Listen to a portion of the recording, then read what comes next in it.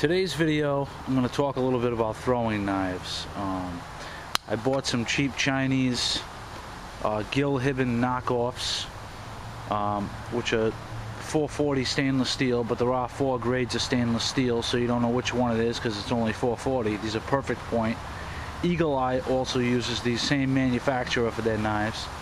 You don't know if it's 440 stainless steel, you don't know what it is, but they can take a beating.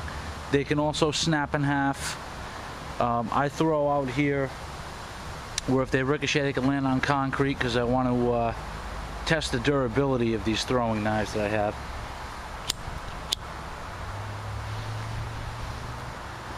The 3 you see in the middle, these are Gil Hibben knockoffs. They're about 10 inches long.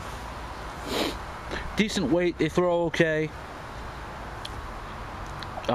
For real long range, you get out past 20 feet, these things fly all over the place because they're floaters. This I made, okay, and this knife is great. This is a flat bar, like a pry bar. I got the tool from Harbor Freight Tools. It cost me $2.79, and I cut it down. I'm going to actually show you what I used to make that. It's a 15-inch heavy-duty pry bar. Carbon steel, don't know what kind of steel it is. Made in China steel, you never know. It's a crapshoot, but I'll tell you what. After I cut both ends off and I shaped it to this, it's got really good weight. It's at least a 1/4 inch thick. This knife is much heavier than those two, and it flies and drives really deep. I've been experimenting with the tip design. This knife has also been, I have a small forge with a Harbor Freight propane torch. I hardened that. I didn't anneal it before I started working with it. I got my own technique for making throwing knives like this. What I did with this is I heat treated it, hardened it, after I ground it all down and shaped it and got the weight. As you can see here, I got different size holes, and some of these are countersunk to take small pieces of the knife's not finished yet. The finish on it, I still have to finish polishing, but the point I'm getting to is that this steel is extremely durable once you harden it and temper it. What I did is hardened it in the forge, quenched it in oil, and then I ran it through 2 temper cycles. One for the first hour at 425 on top of a pizza stone that was preheated with the oven, because the pizza stone will keep a consistent temperature. And the second one for another hour at 400. After both sessions, it immediately was cooled in oil. And I'll tell you, this is durable. It hit the concrete, it hit everything. The design of this blade, these are not really cutting sharp, but they're sharp enough where if it hits on an angle, it'll stick to let you know whether or not your rotation's out of whack. But the tip does not, it just doesn't give. I mean, I've thrown this thing a couple hundred times, just hammering it as hard as I can.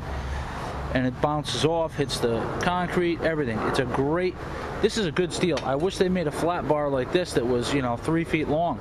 I'd cut it and make a bunch of knives out of it. Now the other big daddy you see over here,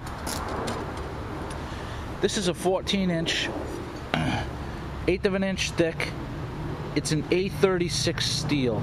Okay, I got this from Fastenal right up the street from my house. They had a strip. I bought a 3-foot piece. Now this is bendable. I can put that over my knee and I can bend it. It holds a little bit of an edge, perfect for throwing knives. It's really good. I mean, I shaped it. At first I was bouncing off. I had to reprofile the tip, similar to the way I did this one, towards the edge with the thinness. And once I got it, man, is this thing fun to throw. It's got a lot of weight. It really sticks deep. Sometimes I get, it's profiled 2 inches from edge to tip, and sometimes I stick this sucker 2.5 inches deep. It's a pretty heavy, hard hitter, and I'm going to make some more of these because they're so easy to work. There's no tempering, no hardening involved.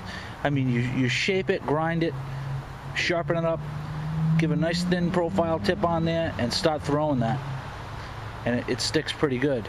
I don't know if you can see the tip. Trying to show you the thinness of it.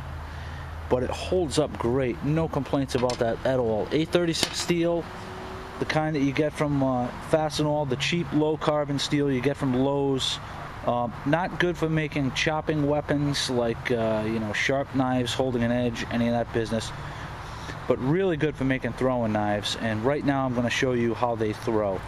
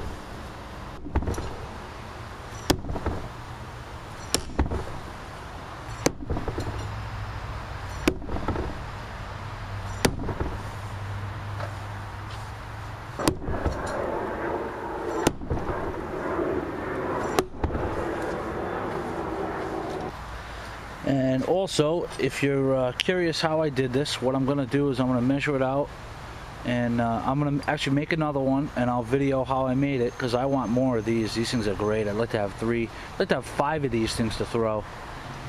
The only thing is, you get into a heavy thing like this, you need a really good target to throw at, otherwise you're going to destroy. I mean, this thing blasts right through 2x4s and splits them. So I'm going to make a video showing you exactly how I make that knife. And if you want, you can pick that at Fastenal. You can pick up a piece of steel. I think it was 10 bucks for a 3-foot piece, enough to make 2 14-inch knives and a small one too. And what else? Lowe's also sells steel you could use for throwing knives too. You don't have to harden it, you don't have to temper it, you don't have to do anything to it. All you have to do is shape it and start throwing. That's the beauty of throwing knives. And if they bend from too much use, you can go ahead and just bend it back into shape. It's not a big deal. I mean, I've thrown that thing, last night I probably threw it 50 to 100 times and it didn't bend. It just works great. Now the stainless steel, you gotta watch out for these, because when you throw these type were a little $15 cheapos. When you throw this type of knife and it hits the back, it'll chip the edge, which is no big deal because it'll still stick. You can clean it up with a file. But the dangerous thing about this is when you go to take one of these out of the board after it's been hit in the back, sometimes they splinter along the back end here. You stick your hand on there and you start cranking up and down on it. Next thing you know, you get stainless steel shards sticking in your hand because there were splinters off the back end of it. These things are extremely brittle. I tried to harden these and temper it. I don't think it's 440C. I think it's a cheap version of 440, and most likely it is.